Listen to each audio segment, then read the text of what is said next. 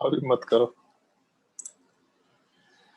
तो इसमें जैसे मान लो कि अगर चलो दादा, तो जैसे इसमें हम लोग दो बॉन्ड को अगर आपस में बाइंड कर देंगे तो क्या क्या बोल बॉन्ड है? रहे थे? कोई भी दो बॉन्ड को अगर हम लोग आपस में बाइंड कर देंगे तो उस केस में अमाइन इन्वर्जन वाला पार्ट नहीं होगा। इस एक छोटे सा पॉइंट का हम लोग को ध्यान रखते हुए काम करना है। तो उसमें जैसे मान लो कि हम एक छोटा सा क्वेश्चन पूछ रहे हैं, ऐसे ही क्वेश्चन में 4-5 पार्ट है कि तुम लोग को 2-3 चीज उसमें जज करना है। जो मॉलिक्यूल देंगे उस मॉलिक्यूल वाले पार्ट में कायरल सेंटर है या नहीं है, पहला चीज।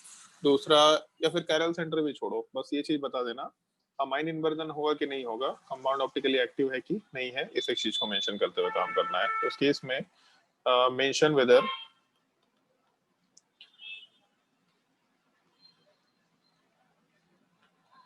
कंपाउंड इज ऑप्टिकली एक्टिव और इनएक्टिव, इस एक चीज का बस छोटा सा क्वेश्चन सॉल्व करना। तो 4-5 क्वेश्चन है, ये कौन सा कंपाउंड ऑप्टिकली एक्टिव है, कौन सा कंपाउंड ऑप्टिकली इनएक्टिव है, बस इस चीज को देखना है। इसमें पहले ये बता देना है कि अमाइन इन्वर्जन होगा कि नहीं होगा, मतलब अम्ब्रेला फ्लिपिंग होना है कि नहीं होना है। और दूसरा, कंपाउंड ऑप्टिकली एक्टिव होगा कि ऑप्टिकली इनएक्टिव होगा, मतलब ऑप्टिकल एक्टिविटी के ऊपर कमेंट करना है।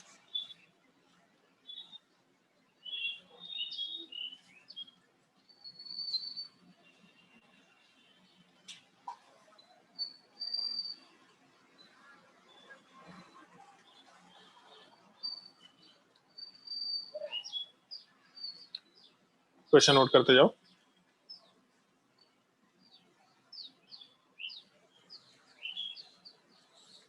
सारे क्वेश्चन पहले नोट कर लो और उसके बाद फिर क्वेश्चन सॉल्व करना।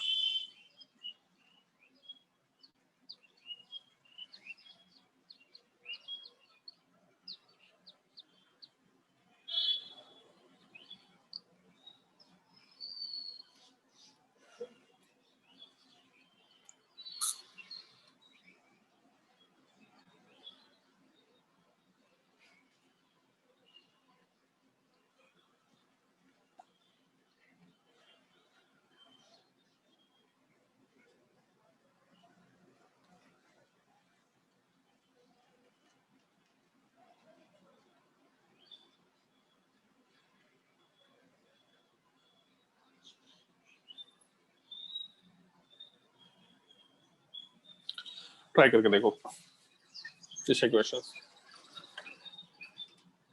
कंपाउंड में अमाइन इन्वर्जन होगा कि नहीं होगा, पहला चीज। और दूसरा, कंपाउंड वाला पार्ट ऑप्टिकली एक्टिव है कि इनएक्टिव है। सिंपल से सिनेरियो है।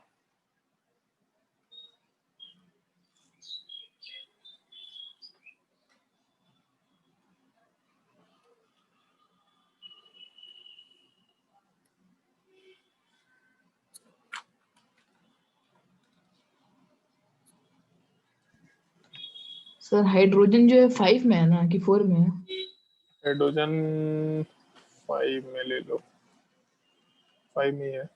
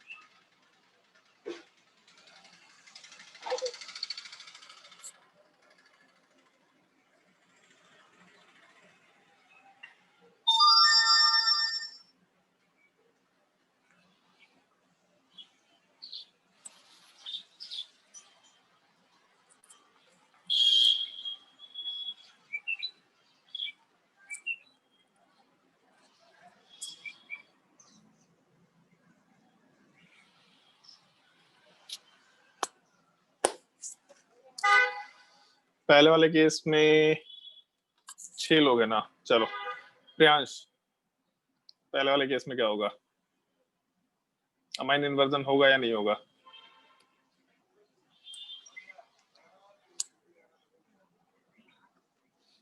होगा। होगा। और कंपाउंड ऑप्टिकली एक्टिव है इनएक्टिव?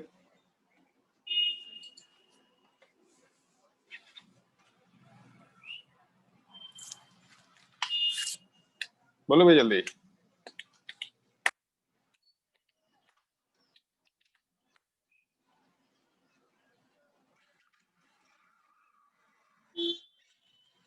बोल ही नहीं रहा। कंपाउंड ऑप्टिकली एक्टिव है इनएक्टिव?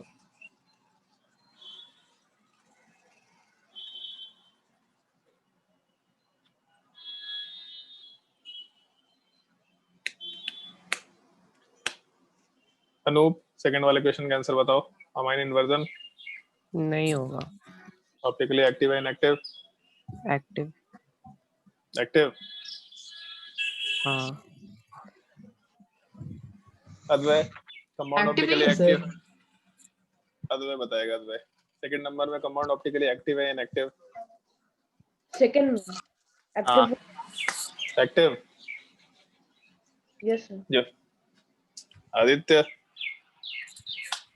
सर मैं तो एक्टिव ही जानता हूँ। नहीं, इनएक्टिव होगा, एक प्लेन ऑफ सिमेट्री है। कंपाउंड में ऐसा सर थोड़ी ना है एक्टिव कि वही होता है ना जिसमें एक चीज होता है एक नहीं होता है। फिर से बोल एक बार। सर जिसमें COS या POS एक चीज होता है कोई। दोनों में से कुछ भी हो जाए कंपाउंड ऑप्टिकली इनएक्टिव होता है। COS या POS कुछ भी हो जाए कंपाउंड ऑप्टिकली इनएक्टिव होगा। यहाँ वाले पार्ट में कंपाउंड में प्लेन ऑफ सिमेट्री है, तो अमाइन इन्वर्जन नहीं है, क्योंकि नाइट्रोजन के 3 बॉन्ड में से कोई भी 2 बॉन्ड, तीनों बॉन्ड बन जाए तो और अच्छी बात है, 2 बॉन्ड बन गया तो भी दिक्कत नहीं है, बट 3 में से कोई भी हम लोग का 2 बॉन्ड अगर आपस में अटैच्ड है तो उस केस में अमाइन इन्वर्जन तो नहीं होगा।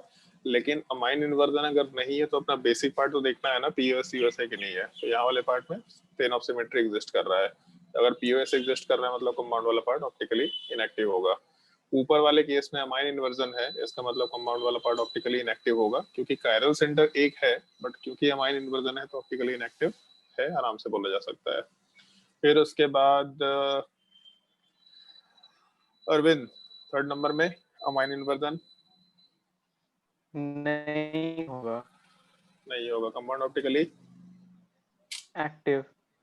Optically active. यहाँ वाले पार्ट में plane of symmetry, centre of symmetry कुछ भी निकल के नहीं आएगा, क्योंकि यहाँ नाइट्रोजन के ऊपर एक लोन पेयर है, यहाँ पे भी एक कायरल सेंटर और दूसरी जगह भी एक कायरल सेंटर, तो इसके इसमें कंपाउंड ऑप्टिकली एक्टिव होगा। ना POS ना COS कुछ निकल के नहीं आने वाला है। अद्वै, फोर्थ नंबर वाले पार्ट में अमाइन इन्वर्जन होगा। होगा पक्का? रिंग है यहाँ पे।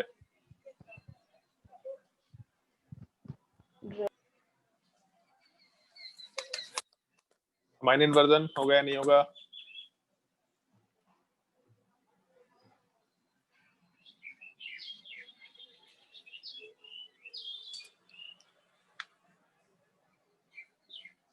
पहला पार्ट तो यही कि अमाइन इन्वर्जन होगा कि नहीं होगा, और दूसरा पार्ट ऑप्टिकली एक्टिव है कि इनएक्टिव कंपाउंड है। सर एक्टिव होगा। ऑप्टिकली एक्टिव कंपाउंड होगा। अमाइन इन्वर्जन होगा कि नहीं होगा? पहले ये सवाल बताओ।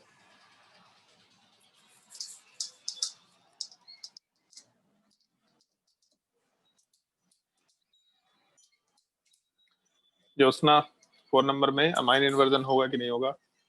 होगा सर। होगा। रिंग भले ही दे रखा है, बट नाइट्रोजन का 2 बॉन्ड अगर अलग अलग रिंग में जा रखा है तो दिक्कत नहीं है। नाइट्रोजन का 2 वैलेंसी एक ही रिंग का पार्ट नहीं होना चाहिए। नाइट्रोजन का 2 बॉन्ड कोई एक रिंग का अगर पार्ट हो गया तब अमाइन इन्वर्जन नहीं होगा।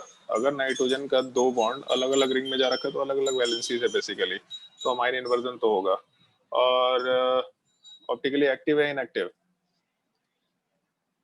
Active. Optically active inactive? Inactive. मतलब नाइट्रोजन के ऊपर अमाइन इन्वर्जन है तो इसके कायरल सेंटर से फर्क नहीं पड़ रहा, और बाकी कंपाउंड में तो कोई मतलब है भी नहीं, ऑप्टिकली इनएक्टिव। क्वेश्चन नंबर 5 वाले पार्ट में आदित्य सर आर्यन, इनएक्टिव क्या है उसमें, कैसे है, कुछ है क्या? बहुत कुछ है इसमें। COS POS क्या है इसमें? COS नहीं है, POS वाला पार्ट एग्जिस्ट करेगा इस कंपाउंड के अंदर। और दूसरा नहीं दिखा। सॉरी, इसमें COS POS कुछ नहीं दिखेगा, एक कायरल सेंटर है। एक कायरल सेंटर तो ऑप्टिकली एक्टिव होना चाहिए, है ना? तो यस सर, आप ऑप्टिकली इनएक्टिव किए। वही तो। एक कायरल सेंटर है तो ऑप्टिकली एक्टिव होना चाहिए, बट क्योंकि ऊपर एक पॉइंट लिखवाए हैं अभी, अमाइन इन्वर्जन में यही चीज तो बता रहा है, ड्यू टू अमाइन इन्वर्जन दोनों के दोनों पार्ट आपस में इंटर कन्वर्टेबल है, तो कंपाउंड को हम लोग इनएक्टिव कंसिडर किया करता है। इस पूरे कंपाउंड के अंदर नाइट्रोजन के कायरल सेंटर के अलावा और कहीं किसी और चीज से मतलब है क्या? इधर कार्बन वाले पार्ट को कंसिडर करेंगे तो यहाँ प्लेन ऑफ सिमेट्री है, अगर दूसरे वाले साइड में कंसिडर करेंगे वहाँ भी प्लेन ऑफ सिमेट्री है, CH3 वाला पार्ट किसी काम का नहीं है, मतलब केवल एक कायरल सेंटर की वजह से कंपाउंड ऑप्टिकली एक्टिव है। बट वहां पे क्योंकि अमाइन इन्वर्जन है, तो अमाइन इन्वर्जन होने की वजह से एक पार्ट ऑप्टिकली एक्टिव होने पे आ रहा आएगा और दूसरा इन्वर्जन होने के बाद ऐसा आएगा। दोनों चीजें अगर मिक्सचर में एग्जिस्ट कर रही हैं तो कंपाउंड को ऑप्टिकली इनएक्टिव बोलना पड़ेगा, जैसा पॉइंट नंबर 1 में बोला है। 1 नंबर वाले पार्ट में एक कायरल सेंटर है, मतलब POS COS कुछ नहीं होगा, कंपाउंड ऑप्टिकली एक्टिव होना चाहिए, बट क्योंकि अमाइन इन्वर्जन है और नाइट्रोजन के सिंगल उसी कायरल सेंटर के अलोंग केवल ऑप्टिकल एक्टिविटी की बात कर रहे हैं हम लोग, तो वही पार्ट अगर फ्लिप हो जा रहा है तो फिर ऑप्टिकल एक्टिविटी का कोई सेंस नहीं है। कंपाउंड ऑप्टिकली एक्टिव है, बट क्योंकि अमाइन इन्वर्जन है तो उसको ऑप्टिकली इनएक्टिव बोलेंगे, क्योंकि हम लोग रिजॉल्व नहीं कर सकते इस चीज को। तो सेम चीज यहाँ पे है, नाइट्रोजन वाले पार्ट में जो 3 ग्रुप्स हैं, ये पार्ट तीनों group plane of symmetry, centre of symmetry में भी नाइट्रोजन कहीं से भी नहीं जा रहा, कंपाउंड ऑप्टिकली एक्टिव होना चाहिए था, लेकिन क्योंकि अमाइन इन्वर्जन है तो इसलिए कंपाउंड को ऑप्टिकली इनएक्टिव बोल के चल रहा है। क्वेश्चन नंबर 5 में जैसे अगर देखेंगे तो अमाइन इन्वर्जन नहीं है और उसके अलावा फिर हम लोग का यहाँ पे कायरल सेंटर है, ना POS ना COS है, तो अमाइन इन्वर्जन नहीं है, जैसे पहले POS COS तो नहीं है, कंपाउंड ऑप्टिकली एक्टिव होना चाहिए, और क्योंकि अमाइन इन्वर्जन भी नहीं है यहाँ पे नाइट्रोजन के अलावा, तो अब ऑप्टिकली एक्टिव कंपाउंड वाला पार्ट हम लोग ऑप्टिकली एक्टिव रहेगा। हाँ अरविंद बोलो। सर कोई भी टेम्परेचर पे हो सकता है क्या अमाइन इन्वर्जन? नॉर्मली किसी भी टेम्परेचर पे हम लोग कंसिडर करते हैं इस चीज को, और हम लोग जैसे कोई भी एक्सपेरिमेंट अगर करते हैं तो मोस्टली हम लोग रूम टेम्परेचर की बात कर रहे होते हैं, तो अगर बहुत लो टेम्परेचर में जाए तो ऐसा नहीं होगा। उसके पीछे एक छोटा सा रीजन है, जैसे रीजन अभी मेंशन करेंगे हम, या हो सकता है चलो ना भी करें, वो रिएक्शन मैकेनिज्म में खुद से समझ में आएगा। जैसे एक चीज सोच के देखो, चलो डिस्कस कर ही लेते हैं। जैसे मान लो नाइट्रोजन के ऊपर एक लोन पेयर है और यहाँ के ऊपर 3 ग्रुप्स है, ग्रुप नंबर 1, 2 और 3, इसमें हाइब्रिडाइजेशन क्या है कोई भी बता दो? sp3। अगर मान लो इन्वर्जन हुआ, इन्वर्जन होने के बाद नाइट्रोजन का लोन पेयर वाला पार्ट नीचे गया, group number 1, group number 2 same side में, और ग्रुप नंबर 3 यहाँ पे भी हाइब्रिडाइजेशन sp3। बट अगर एक चीज सोचो, जैसे छाता का एग्जांपल ऐसा, अगर हम लोग छाता वाला पार्ट अगर उल्टा कन्वर्ट हो रहा है तो ऑब्वियस सी बात है, ये छाता पहले नीचे के डायरेक्शन में था, अब ये छाता पहले हॉरिजॉन्टल होगा तब ऊपर के डायरेक्शन में जाएगा।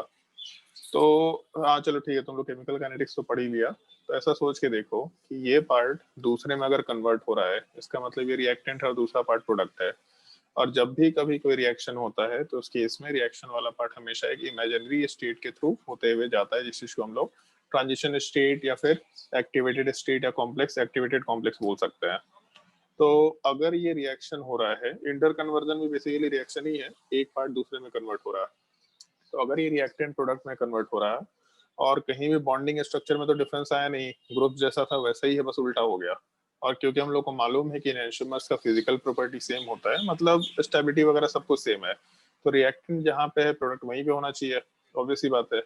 और अगर ये रिएक्शन हो रहा है तो एक इमेजिनरी स्टेट के थ्रू होते हुए रिएक्शन हो पाएगा, ऐसा कुछ डायग्राम कंसिडर कर सकते हैं। तो जैसे जो सवाल पूछा अरविंद, अच्छा ही सवाल है, किसी भी टेम्परेचर पे ये चीज हो पाएगा क्या? तो किसी भी टेम्परेचर पे रिएक्शन पॉसिबल होता है क्या?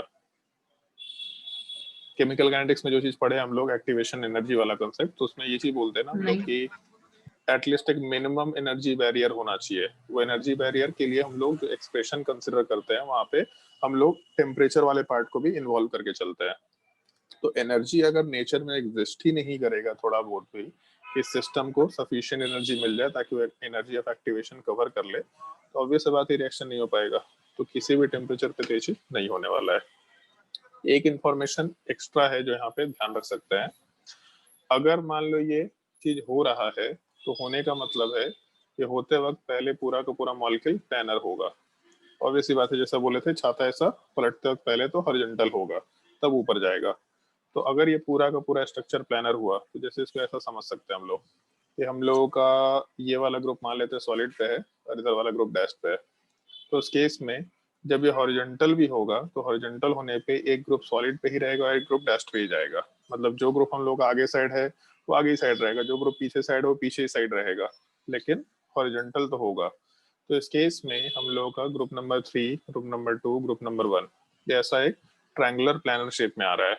और लोन पेयर तो इलेक्ट्रॉन तो दिखता ही नहीं है, तो इलेक्ट्रॉन अगर नहीं दिख रहा तो ऑब्वियस सी बात है यहाँ पे इलेक्ट्रॉन वाला पार्ट जो है वो इस तरीके से ऊपर से नीचे ट्रांजिशन करने के स्टेट में है। तो एटम का जो शेप है वो हम लोग का ट्रायगोनल प्लैनर शेप है। और ट्रायगोनल प्लैनर शेप वाला पार्ट कब आता है? जब हम लोग लोन पेयर वाला पार्ट, मतलब लोन पेयर हो या ना हो से भी मतलब नहीं है, बट ट्रायंगुलर प्लैनर शेप कहाँ कहाँ आता है? तो उस केस में एक तो हम लोग का sp2 हाइब्रिडाइजेशन में आता है, और उसके अलावा फिर अगर हम लोग sp3d लेके चले उसमें तो आता भी नहीं है। तो अगर हम लोग sp2 हाइब्रिडाइजेशन में ट्रायंगुलर प्लैनर शेप आता है, इसका मतलब ऐसा मानते हुए चलेंगे कि जब ये कन्वर्जन हो रहा होगा, मॉलिक्यूल प्लैनर हुआ, तो इस केस में जो ट्रांजिशन स्टेट है वो ट्रांजिशन स्टेट वाले पार्ट का हाइब्रिडाइजेशन sp2 रहा होगा। और क्योंकि ट्रांजिशन स्टेट इमेजिनरी स्टेट है तो ऐसा होता है कि नहीं होता कुछ कमेंट नहीं कर सकता। और ऑल्दो हाइब्रिडाइजेशन कंसेप्ट भी खुद ही एक हाइपोथेटिकल कंसेप्ट है, तो ये चीज बोलना वो सही चीज नहीं है, लेकिन और कोई ऑप्शन भी नहीं है यहाँ पे। sp3 है तो पिरामिडल शेप। अब जब वो कन्वर्जन में गया तो बीच रास्ते में कुछ हुआ, अब कुछ हुआ, प्लैनर शेप निकल के आ गया। इसका मतलब ऑब्वियस सी बात है कि जो लोन पेयर है वो लोन पेयर के जैसा बिहेव करना बंद कर दिया। हो सकता है कि दो में से एक इलेक्ट्रॉन ऊपर रह गया, एक इलेक्ट्रॉन नीचे चला गया, फिर जैसे ही ये चीज आगे बढ़ा तो दोनों इलेक्ट्रॉन नीचे की तरफ आने लग गया। तो इस केस में जो हम लोगों का यहाँ का ऑर्बिटल है ये पार्ट प्योर एटॉमिक ऑर्बिटल के जैसा बिहेव करना शुरू कर देता है।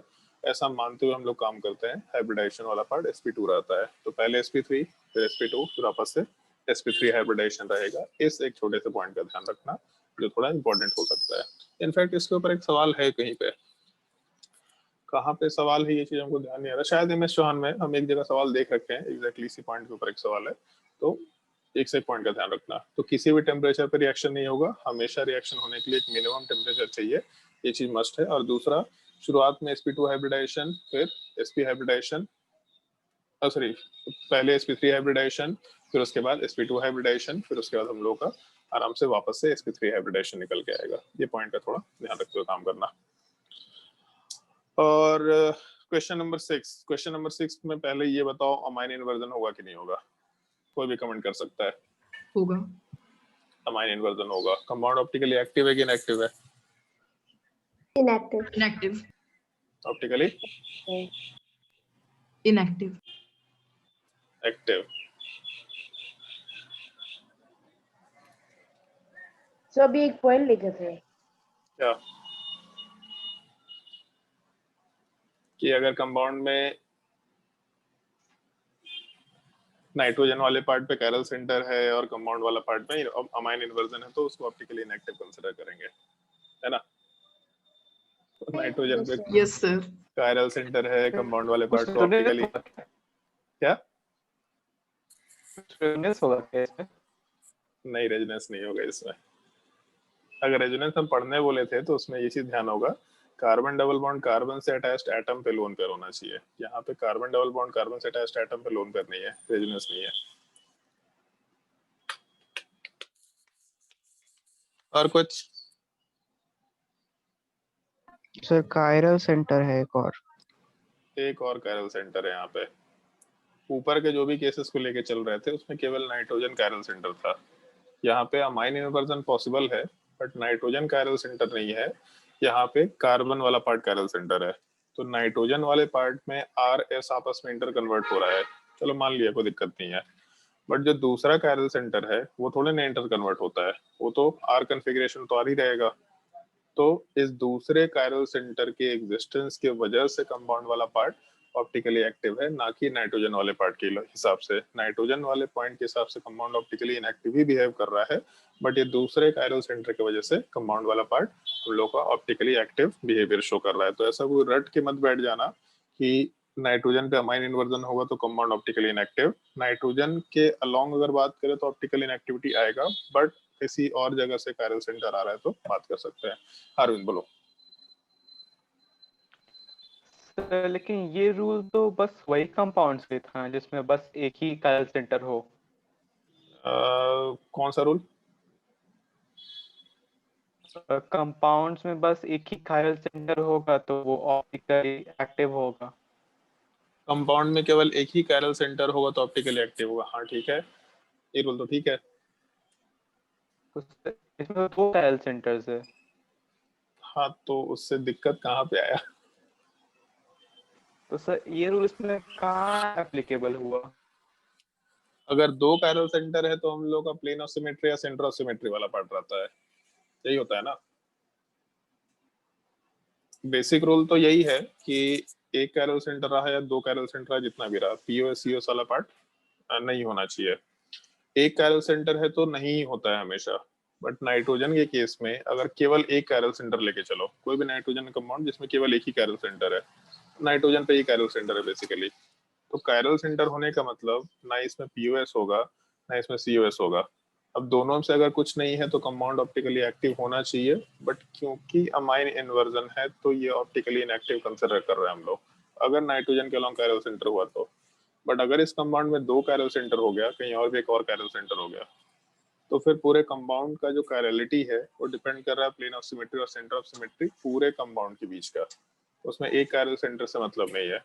तो अगर एक पार्ट दूसरे पार्ट का मिरर इमेज नहीं है तो ऑब्वियस सी बात है एक पार्ट का ऑप्टिकल रोटेशन कुछ और होगा, दूसरा हाफ भले ही ऑप्टिकल रोटेशन शो कर रहा है कि नहीं कर रहा है, ठीक है, अमाइन इन्वर्जन हो रहा है तो ऑप्टिकल रोटेशन में प्लस माइनस टाइप का चीज चल भी रहा है, बट उससे हम लोग को दिक्कत क्या है? मान लो इसको इस तरीके से समझो कि हमको नहीं पता कि यहाँ पे कन्फिग्रेशन क्या है, बट मान के चल रहे हैं कि ये जो कायरल सेंटर है कार्बन वाला, इसका कन्फिग्रेशन आर है, मान के चल रहा है। तो नाइट्रोजन वाले पार्ट में जो कन्फिग्रेशन है वो आर हो सकता है, या फिर नाइट्रोजन वाले पार्ट में कन्फिग्रेशन एस हो सकता है, ये तो पॉसिबिलिटी है। बट कार्बन वाला कायरल सेंटर तो फिक्स्ड है कि वो आर है तो आर ही है, अगर वो फिक्स्ड है कि एस अगर मान के चलते हैं हम लोग, तो फिक्स्ड है कि एस ही रहेगा, भले ही सामने वाला पार्ट कुछ भी हो जाए, उससे मतलब नहीं है। तो इस केस में ये कन्फिग्रेशन लेके चले या नीचे वाला कन्फिग्रेशन लेके चले, हम लोग को plane of symmetry centre of symmetry कहीं से भी निकल के नहीं आ रहा। इनफैक्ट अगर मान लो ये दोनों कंपाउंड्स को आपस में रिलेट करके देखते हैं तो ये दोनों कंपाउंड्स इनैंशियोमर बन रहा है क्या? मान के चलते हैं कि अमाइन इन्वर्जन हो रहा है, कायरल सेंटर के रिस्पेक्ट में बात कर रहे हैं, तो ये दोनों कंपाउंड में क्या रिलेशन होता, ये बताओ। डायस्टीरियोमर। और डायस्टीरियोमर वाला part optical rotation cancel out करेगा क्या एक दूसरे का? नहीं, डायस्टीरियोमर कैंसिल आउट नहीं करता है, डायस्टीरियोमर का ऑप्टिकल एंगल ऑफ रोटेशन कुछ भी हो सकता है। तो अगर एक ही कायरल सेंटर होता जिसके along are configuration S configuration है, तो उसी मिक्सचर के अंदर इनैंशियोमरिक पेयर एग्जिस्ट करने लग जाता जो एक दूसरे का ऑप्टिकल रोटेशन को कैंसिल आउट कर रहा है। बट अगर इस कंपाउंड के अंदर एक डायस्टेरोमेरिक पेयर बन जा रहा है, ठीक है, हमको नहीं मालूम कि कन्फिग्रेशन क्या है, बट अगर कन्फिग्रेशन आर मान के चलते हैं तो भी डायस्टेरोमर बन रहा है, और अगर एस मान के चल रहे हैं तो भी डायस्टेरोमर बन रहा है। मतलब एक पार्ट दूसरे पार्ट का या फिर एक कंपाउंड उसके दूसरे कन्वर्टिबल कंपाउंड वाले पार्ट के ऑप्टिकल रोटेशन को कैंसिल आउट नहीं कर सकता। इसका मतलब दूसरे कायरल सेंटर का इफेक्ट डेफिनेटली एग्जिस्ट कर रहा है यहाँ पे, ऐसा हम लोग बोलते हुए काम कर सकते हैं, ठीक है। Yes sir. तो इस चीज का थोड़ा ध्यान रखना कि अगर नाइट्रोजन में केवल एक कायरल सेंटर रहा, नाइट्रोजन के ऊपर ही केवल कायरल सेंटर रहा, तब अमाइन इन्वर्जन से ऑप्टिकल इनएक्टिविटी, भले ही वो कंपाउंड ऑप्टिकली एक्टिव दिखेगा बट उसको ऑप्टिकली इनएक्टिव कंपाउंड बोलेंगे, क्योंकि अमाइन इन्वर्जन होने से हम लोग का एक्सटर्नल कंपेंसेशन होने से पूरा का पूरा जो मिक्सचर है वो ऑप्टिकली इनएक्टिव निकल के आ रहा है। और दूसरा एक ये पॉइंट का थोड़ा अपने को ध्यान रखते हुए काम करना है। तो एक अमाइन इन्वर्जन का छोटा सा टॉपिक है, ऐसे छोटा सा टॉपिक तो नहीं रह गया, काफी बड़ा ही टॉपिक हो गया। इस एक टॉपिक का थोड़ा ध्यान रखना, और इस एक टॉपिक के बाद कितना टाइम हो गया है? 2:42 हो रखा है, ठीक है। तो आज भी हम स्टीरियो आइसोमर वाला पार्ट तो शुरू नहीं कर रहे हैं। तुम लोगों को लास्ट क्लास में बोला था रेजोनेंस वाला टॉपिक पढ़ के आने के लिए, उस टॉपिक से रिलेटेड जो भी डाउट है पूछ सकता है। कितने लोग पढ़ के आए पहले तो ये बता दो, टाइम तो बहुत था तुम्हारे पास। ज्योत्सना पढ़ के आई है? नहीं सर। एग्जाम चल रहा है स्कूल में, चलो समझ में आता है। अनूप पढ़ के नहीं आया है। आदित्य आदित्य आर्यन? सर मेरा हाफ ईयरली चल रहा है, अच्छा, 2 टेस्ट हो गया, 3 बाकी है। अदवे बोला गो फास्टर, इसका क्या मतलब है? पढ़ क्या है? सर वीडियो देख रहे थे सब। वीडियो मत देखा करो, ये हैबिट चेंज करो।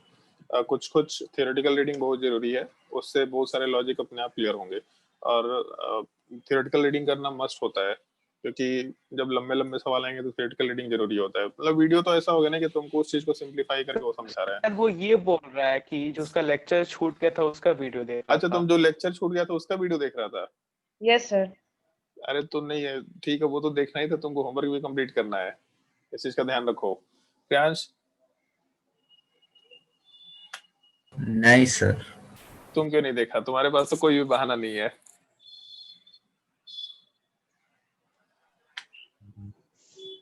मारिए सर। होमवर्क कंप्लीट करके आया करो, पढ़ने जो बोलेंगे उस चीज को रीड करके आया करो, तो वो चीज जरूरी है। अच्छा, अनूप भी नहीं पढ़ा। अनूप, तुम्हारे पास कौन सा बहाना है? सर सोचना पड़ेगा। सोचना पड़ेगा, अभी तुमको उठा के पटक देंगे हम। तो ठीक है, 6 लोगों में से तो 5 लोग नहीं पढ़ रखे हैं।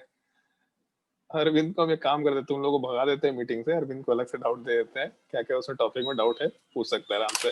फिर से एक बार बोल तो रहे अब हैं, तो अभी ठीक, पूछ ही लिए पहले ही। तुम पूछ भी लिया, डाउट पूछ भी लिया, तो ठीक है, फिर से हम बोल रहे हैं, बुक में से तुम लोग जो टॉपिक है उसको रीड करके देखो। एटलीस्ट हम जब जीओसी शुरू करेंगे उससे पहले उसको रीड करके रखना, मतलब एटलीस्ट उस टाइम तक रीड करके रख लो, ताकि जब जीओसी वाले पार्ट में रेजोनेटिंग स्ट्रक्चर बताना शुरू करे तो तुम लोग वो चीज अपने आप से समझ में आ रखा हो, उसमें ज्यादा मेरा टाइम ना खराब हो। तो इसलिए उस चीज को पहले से रीड करके रखना। अभी टाइम है तुम्हारे पास, 2-3 लेक्चर 4 लेक्चर का टाइम है, उस चीज को करके रखना। और इसके अलावा आज तुम लोगों को कुछ कुछ होमवर्क हम देंगे, जैसे एक तो आइसोमेरिज्म में अमाइन इन्वर्जन के ऊपर कुछ कुछ क्वेश्चंस होगा जो हम लोग डिस्कस कर सकते हैं। 2-3 क्वेश्चंस बाकी रह गया था जो अमाइन इन्वर्जन के ऊपर ही बेस्ड होगा सिंपली। हाँ, ये तो क्वेश्चन है। एक तो ये क्वेश्चन दे रखा, question number J1 simply amine inversion के ऊपर बेस्ड है। J1, J2, J4 अब सॉल्व कर सकते हैं। J4 वाले पार्ट में ऑल्दो हम बता चुके थे टॉपिक, तो J4 वाले सर पार्ट में फिर से J2 का ट्राई कर डी रहे ऑप्शन क्या था? हैं। J2 का डी ऑप्शन सेक ब्यूटाइलमाइन, ब्यूटाइलमाइन बनाना है, उसमें सेकेंडरी ब्यूटाइलमाइन बनाना है। सेक मतलब अच्छा सेकेंडरी। सेकेंडरी। फिर J4 के अलावा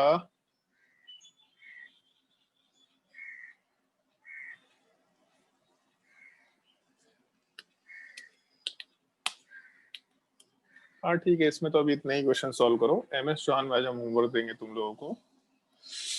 अरे यार, MS चौहान इसमें डाले नहीं थे।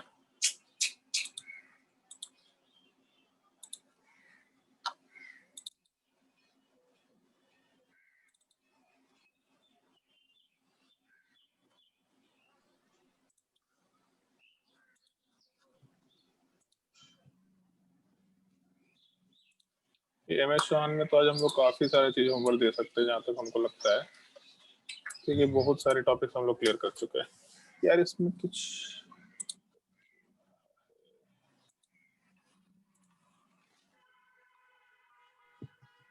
सर टेलीग्राम पे दे दीजिएगा नहीं तो। टेलीग्राम में तो चीज पड़ा हुआ है ही, टेलीग्राम में कैसे देंगे? नहीं सर, जो जो क्वेश्चन आप दीजिएगा उसको मतलब कि टाइप करके भेज दीजिएगा। टाइप करके नहीं भेज रहे, बहुत मार मारेंगे तुमको हम, आलसी आदमी। लिख अपने कॉपी में, सारा मेहनत मेरे से ही करवाएगा। चलो इसमें मार्क कर देते हैं क्वेश्चन।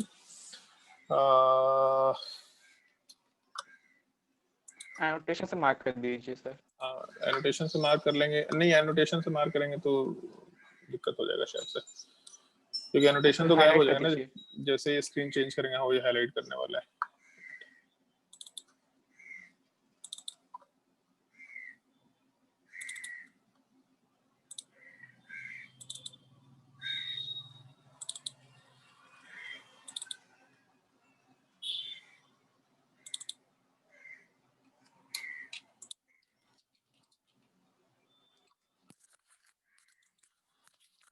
लेकिन इसमें इमेज फाइल है, इसमें हाईलाइट भी नहीं होगा, बड़ा लोड है इसे तो। होता है सर, बस वो सेलेक्ट नहीं हो पाता है, गोल गोल टाइप का हाईलाइट होगा।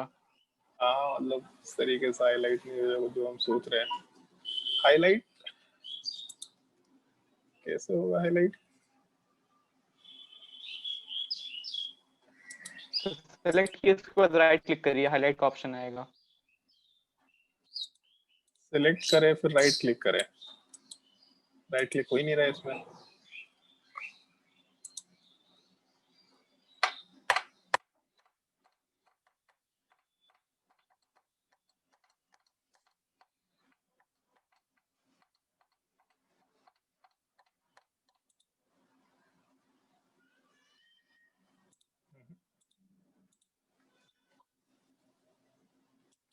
सिलेक्ट करने का ऑप्शन भी नहीं आ रहा है इसमें, इमेज फाइल है क्योंकि।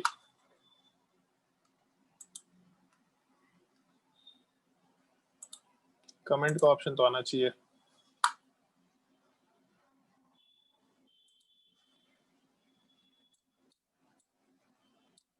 सर उधर पेन का भी तो ऑप्शन है, sir fill and sign comment कर से क्या? फिल एंड साइन ही एक ऑप्शन है, उसमें टिक वाला आता है ऑप्शन। Yes sir. ये सब तो काम नहीं कर रहा अपना। ड्राइंग टूल में कुछ नहीं दिख रहा, इमेज फाइल होने की वजह से शायद से दिक्कत है। सर राइट साइड वाले पैनल खोलिए ना। राइट साइड मतलब मैंने तो दिख ही रहा है। तो फिल एंड साइन अपना साइन करके कुछ भी कीजिए। फिल एंड साइन कहाँ है भाई? फिल एंड साइन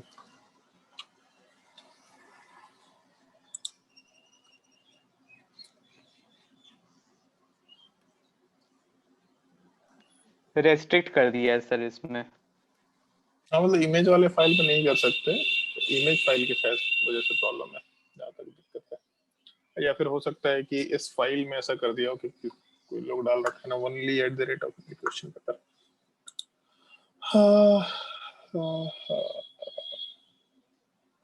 चलो कॉपी में नोट कर लो, ध्यान रखना अपना होमवर्क। हम जब होमवर्क देंगे तो मैच करा लिया करना एक्सेल शीट में। क्या बुक में टिक एक्सेस कर तुम अपने बुक में तो तुम लोग टिक कर ही सकता है, ज्यादा बेटर होगा। मतलब किसी एक पर्सन अपने बुक में टिक करके रखो, ताकि हम नेक्स्ट टाइम जब होमवर्क देंगे तो उसमें बता देना कि ये होमवर्क मिल चुका है। ठीक है अद्वैत, तुम्हारे पास बुक है ना ये वाला? Yes sir. ठीक है, तो ये इसी क्वेश्चन की बात कर रहे थे। एक्सरसाइज 1 में question number 3, correct energy profile for amine inversion and hybridization of nitrogen in the transition state. ठीक है, इस क्वेश्चन को देख लेना खुद से, और सिंपल सा डायग्राम दे रखा है, बन भी जाएगा। तो एक्सरसाइज 1 का, ऑल्दो ये जीओसी का सवाल है, बट एक्सरसाइज 1 इसका सॉल्व कर सकते हैं। एक्सरसाइज 1 में क्वेश्चन नंबर 1, 2, 3,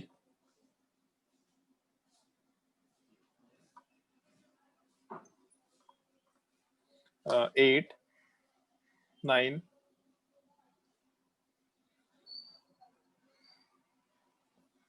11,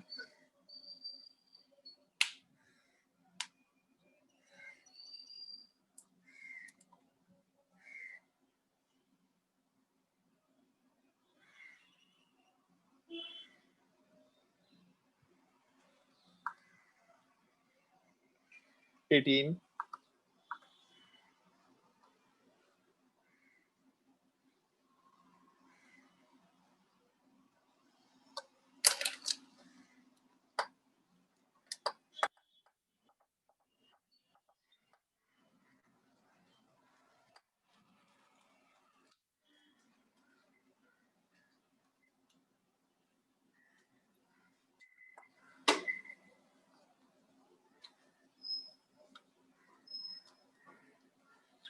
42,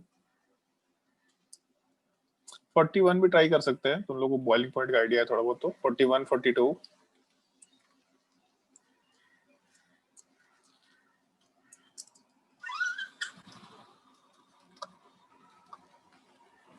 48,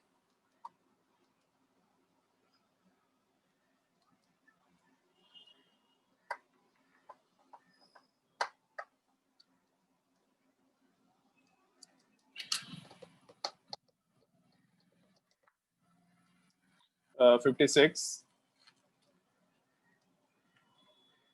58,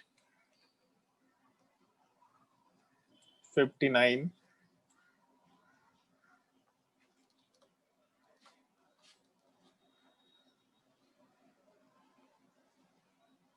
66, 67,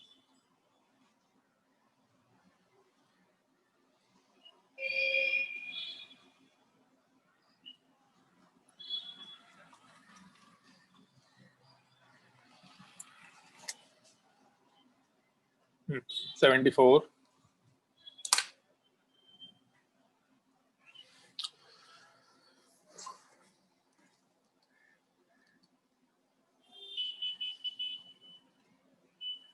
76,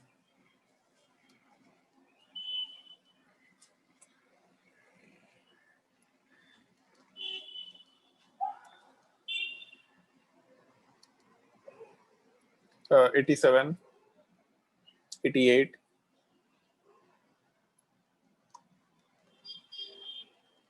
सर ये सब तो केमिकल बॉन्डिंग का क्वेश्चन। केमिकल बॉन्डिंग के इसलिए सब देते चले जा रहे हैं।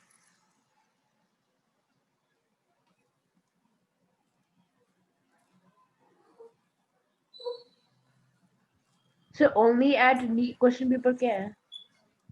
जो भी ये पीडीएफ बनाया है उसका ये लिखा हुआ है ऐसा कुछ, मतलब वाटर मार्क डाल दिया। वाटर मार्क डाला हुआ है। ये अच्छा सवाल है, 96,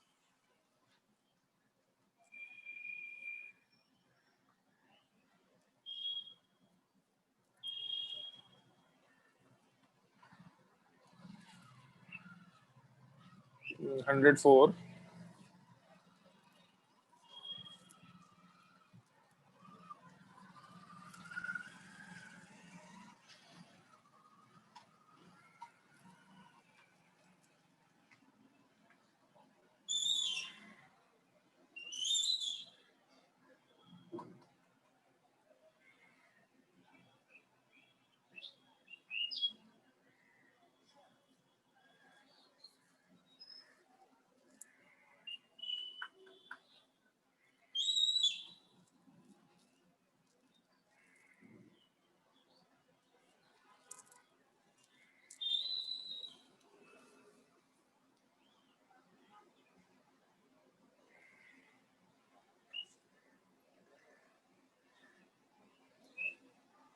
ये सवाल सोच के देखना है यार, मतलब 138 बहुत अच्छा सवाल होगा तुम लोगों के लेवल के लिए, सोच के देखना। 138,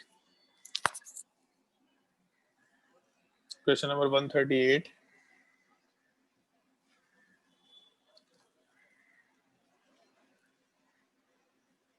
uh, 146, 147,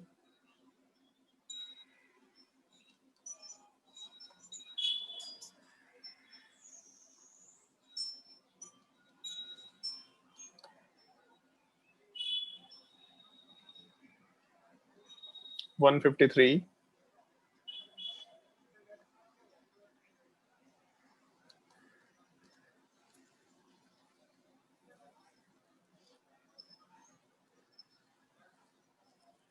166,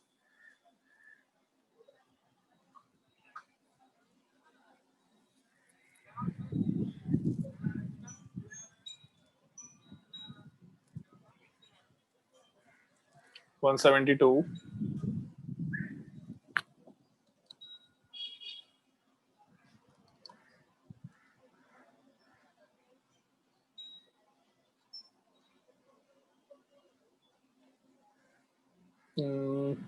184,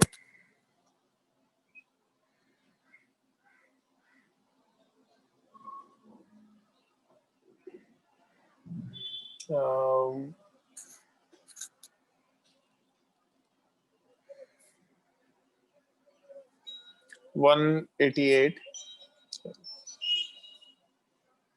189,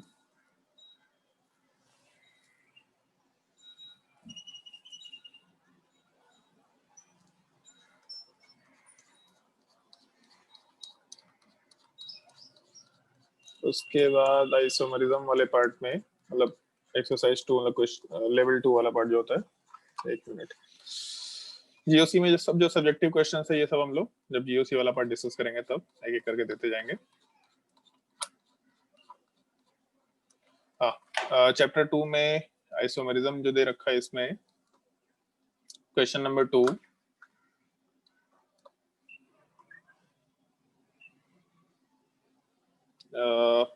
फोर,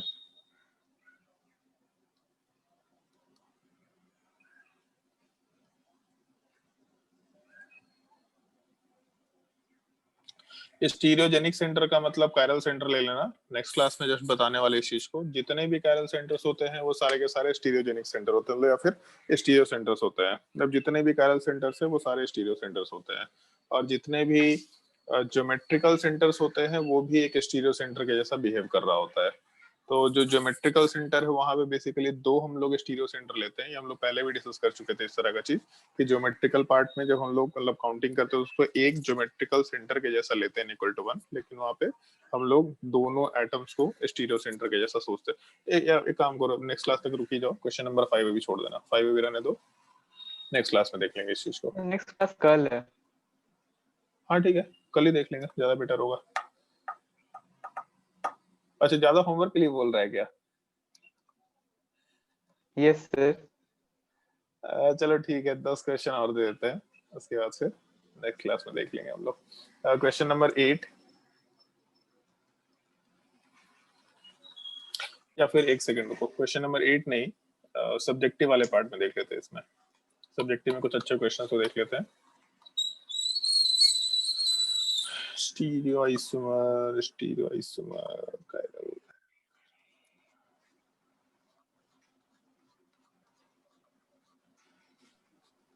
सर मिलेगा तो पेज नंबर बताइएगा। ठीक है ठीक है।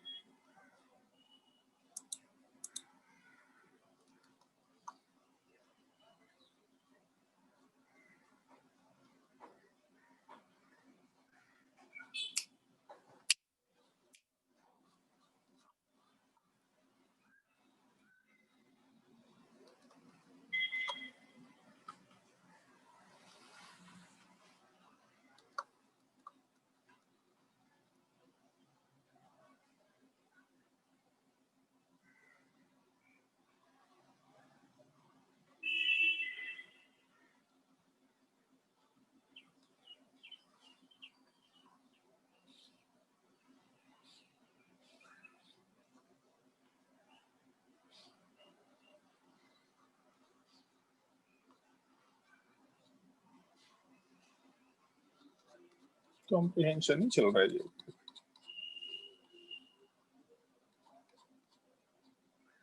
सब्जेक्टिव प्रॉब्लम, हाँ।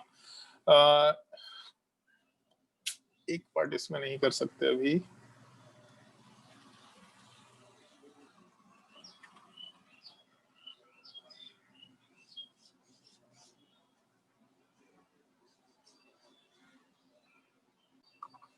ठीक है, इसमें क्वेश्चन नंबर 35 एक था जो ट्राई कर सकते हैं। एक मिनट, 35, ये पेज नंबर 136 में question number 35, find the relation between the given pairs, page number 136 में।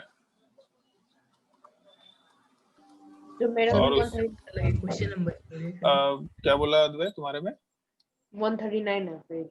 139, ठीक है। तो पेज नंबर 139 जो पीडीएफ है उसमें 136 में, अदरवाइज 139 बेसिकली शायद कॉम्प्रिहेंशन का पार्ट ही है, क्वेश्चन नंबर 35। और इसके बाद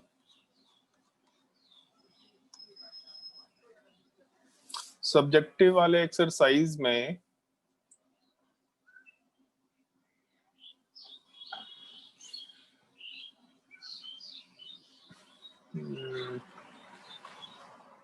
सब्जेक्टिव वाले प्रॉब्लम में मतलब 144 नंबर में दे रखा है सब्जेक्टिव, तो 147 होना चाहिए शायद बुक में।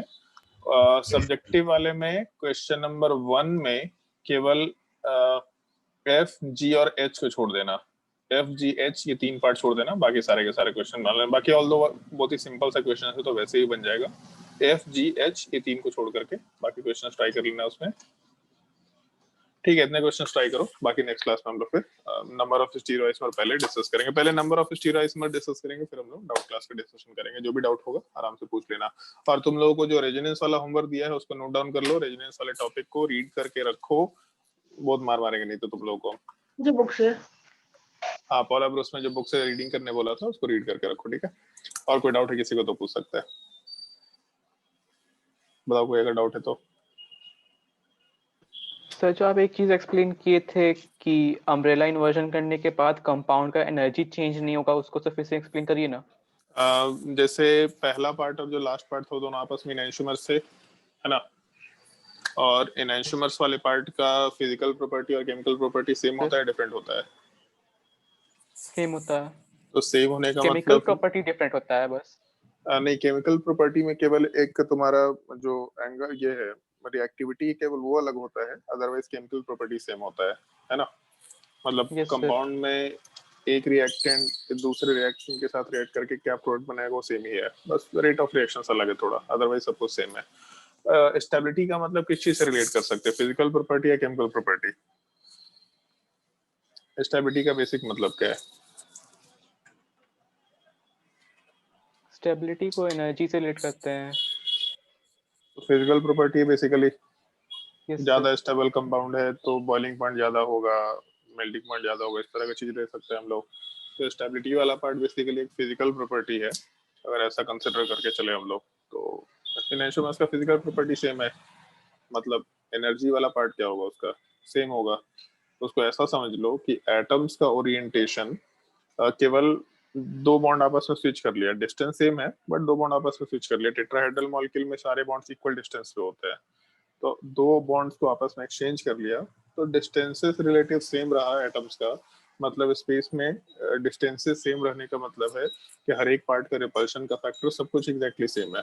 तो सब कुछ एग्जैक्टली सेम है तो जो कंपाउंड का एनर्जी है वो भी एग्जैक्टली सेम होगा। जितना एक इनैंशियोमेरिक पार्ट का एनर्जी होगा उतना ही दूसरे इनैंशियोमेरिक पार्ट का एनर्जी होगा। अगर दोनों का एनर्जी सेम है तो जो हम लोग का डायग्राम बना था उस डायग्राम में रिएक्टेंट और प्रोडक्ट सेम एनर्जी पर रहेगा, ऐसा हम लोग बोल सकते हैं। सर डाइपोल मोमेंट चेंज नहीं होगा? डाइपोल मोमेंट भी चेंज नहीं होगा। डाइपोल मोमेंट जैसे क्यों चेंज होगा, जैसे ये चीज सोच के देखो, जैसे मान लो कि हम लोग का टेट्राहेड्रल मॉलिक्यूल अगर है तो टेट्राहेड्रल मॉलिक्यूल वाले पार्ट में अगर हम लोग ऐसा स्ट्रक्चर लेके चल रहे हैं तो उस केस में जैसे मान लेते हैं कि अभी ये जो बॉन्ड है ये अपने तरफ सारे एटम को खींच रहा है, तो अगर इसको एक्सचेंज कर दें तो क्या फर्क पड़ेगा, अब ये वाला पार्ट इधर खींचेगा और ये मॉलिक्यूल को ऐसा घुमा दो तो फिर ये ऊपर ही खींचेगा सब कुछ को, तो कोई भी डाइपोल मोमेंट चेंज नहीं होने वाला है। Yes sir. तो इसीलिए रिएक्टेंट और प्रोडक्ट का एनर्जी एग्जैक्टली सेम लेवल पर रहेगा, बस ट्रांजिशन स्टेट जो है वो हायर एनर्जी से होता हुआ जाएगा। ठीक है, और कोई डाउट?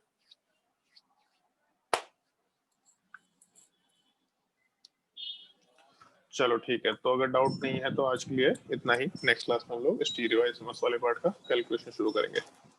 आज के लिए ta-ta bye bye. Thank you sir. Okay. Thank you sir. Thank you sir.